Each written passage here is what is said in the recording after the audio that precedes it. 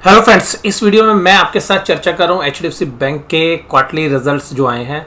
और ये जो क्वार्टरली रिजल्ट्स थे इस फाइनेंशियल ईयर के, यानी कि अभी जिस फाइनेंशियल ईयर हम चल रहे हैं, ये सब पिछले फाइनेंशियल ईयर यानी कि 22-23 के लास्ट क्वार्टर के रिजल्ट हैं। यानी कि पूरा जो फुल ईयर के जो रिजल्ट है वो अब आ चुके हैं पिछले साल के। तो अब कुल मिलाकर अगर हम बात करें कि भाई रिजल्ट कैसे रहे, तो उससे पहले बात करेंगे भाई साल खत्म हो गया तो कुछ इनाम तो मिलना चाहिए शेयर होल्डर को। तो शेयर होल्डर को इनाम मिल रहा है डिविडेंड के रूप में, और वो डिविडेंड का अमाउंट है 19 रुपये। काफ़ी बेहतरीन डिविडेंड जो है मैं शेयर होल्डर्स के लिए इसको मानता हूँ, क्योंकि 19 रुपये का डिविडेंड 1% से ऊपर की डिविडेंड यील्ड एचडीएफसी बैंक में बनती है और काफ़ी बढ़िया डिविडेंड मैं मानूंगा। मुझे जहाँ तक याद आ रहा है पिछला डिविडेंड 15 रुपये का था। तो डिविडेंड के फ्रंट पे कंपनी अच्छा करता हुई नज़र आ रही है। अब बात करते हैं रिजल्ट की। तो रिजल्ट की शुरुआत हम करेंगे क्वार्टरली रिजल्ट के साथ, और क्वार्टरली रिजल्ट्स में भी आपको कुछ बेसिक चीज़ें मैं आपको बता दूं।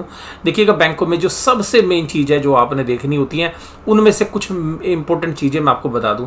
बैंक का धंधा पैसा उधार लेके उधार देने का है, यानी कि डिपॉजिटर से पैसा उधार लेते हैं। इसके अलावा शेयर होल्डर्स जो होते हैं वो कंपनी के लिए शेयर कैपिटल के रूप में पैसा देते हैं।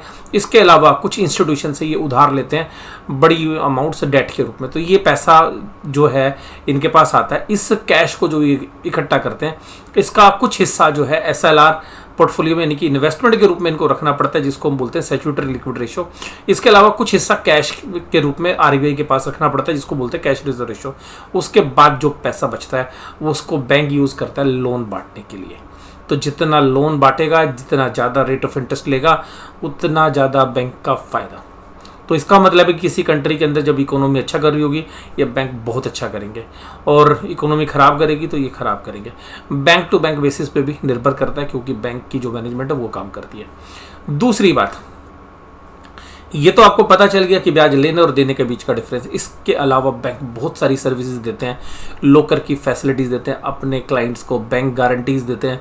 उसके अलावा जो फॉरेन रिमिटेंसेज हैं उनको प्राप्त करते हैं, इन्वेस्टमेंट में एडवाइस करते हैं, और ढेरों सर्विसेज देते हैं जिनके लिए इनको अदर इनकम्स के रूप में पैसा मिलता है। तो ये इनकी हो गया कमाई का जरिया। ब्याज दिया, ब्याज लिया, और साथ में अदर इनकम ली।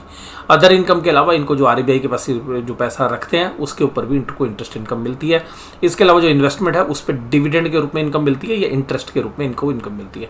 तो इनकम के ये मेन सोर्स हैं बैंक के पास। अब खर्चे कहाँ पे होते हैं? ब्याज देना, यानी कि जो डिपोजिटर्स हैं उनको ब्याज देना। उसके बाद जिन इंस्टीट्यूशन से या जो बाकी ऑर्गेनाइजेशन से इन्होंने डिवेंचर्स या बॉन्ड्स के रूप में पैसा इकट्ठा करा उनको ब्याज देना।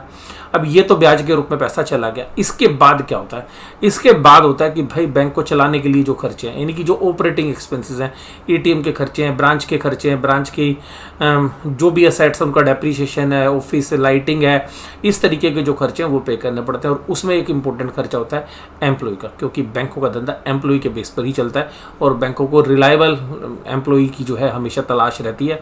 अच्छे स्किल्ड, और सबसे खास बात यह है कि भरोसेमंद जो एम्प्लॉयज़ होते हैं वो बैंक की जान होते हैं, और बैंक इन्हीं के दम पर जो है धंधा करता है।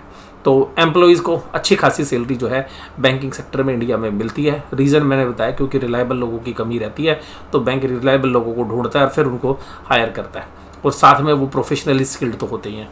इसके साथ साथ अब बैंकों को एक डेंट क्या पड़ता है? वो पड़ता है जो पैसा उसने उधार दिया है उसका पैसा तो कहीं नहीं डूब जाएगा, जिसको बोलते हैं एनपीए।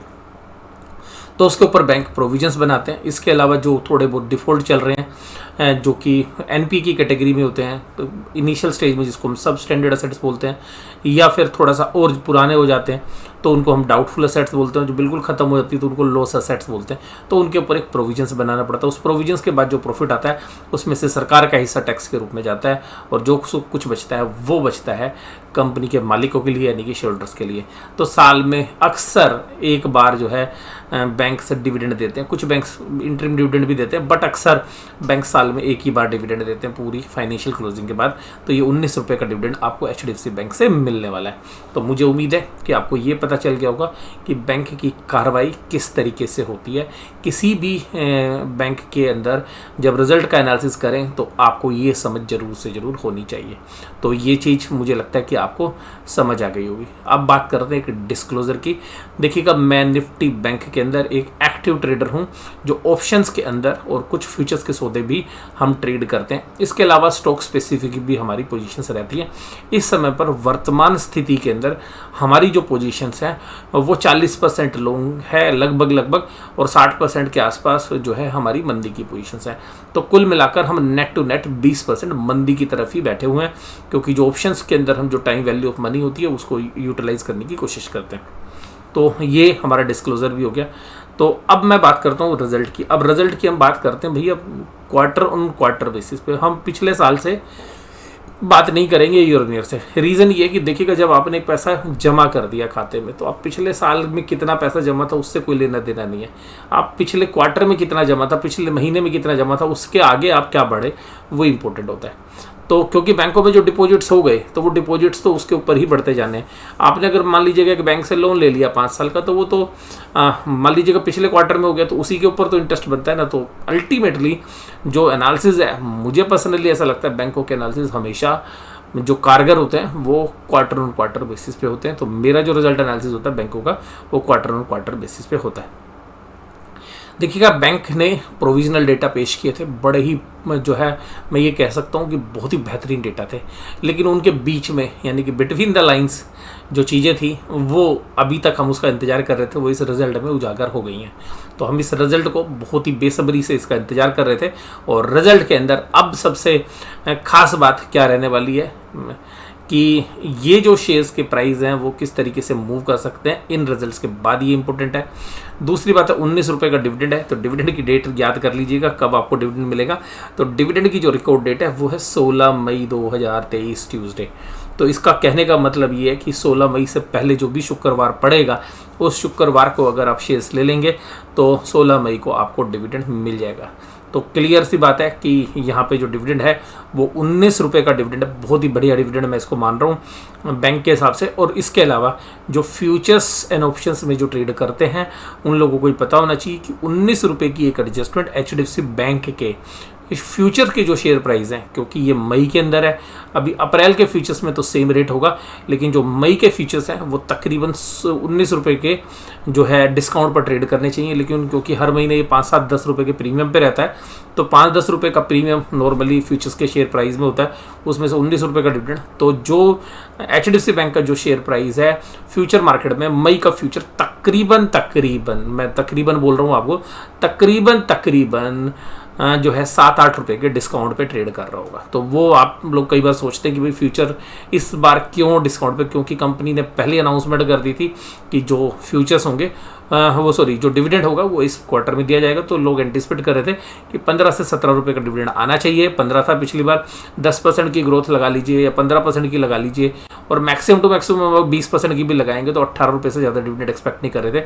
15 का 20% 3 रुपये, 18 रुपये का डिविडेंड एक्सपेक्ट कर रहे थे, कंपनी ने दिया 19 रुपये का। तो शेयर होल्डर के लिए तो बड़ी खुशी की बात है। तो ये सारा फ्रेमवर्क मैंने आपके साथ अभी शेयर किया। अब अगली वीडियो में हम चर्चा करेंगे कि भाई किस तरीके के रिजल्ट रहे, और इसके अलावा शेयर प्राइस पर या शेयर चार्ट पर क्या नज़रिया रहना चाहिए, ये मैं आपके साथ बात करूंगा अगली वीडियो में। इस वीडियो को एंजॉय करिए कि HDFC बैंक के रिजल्ट से संबंध में क्या बेसिक चीज़ें थी वो आप ध्यान से एक बार समझिएगा कि बैंक कैसे काम करते हैं, जो सारी चीज़ें मैंने बताई है। वीडियो देखने के लिए धन्यवाद। Thank you very much.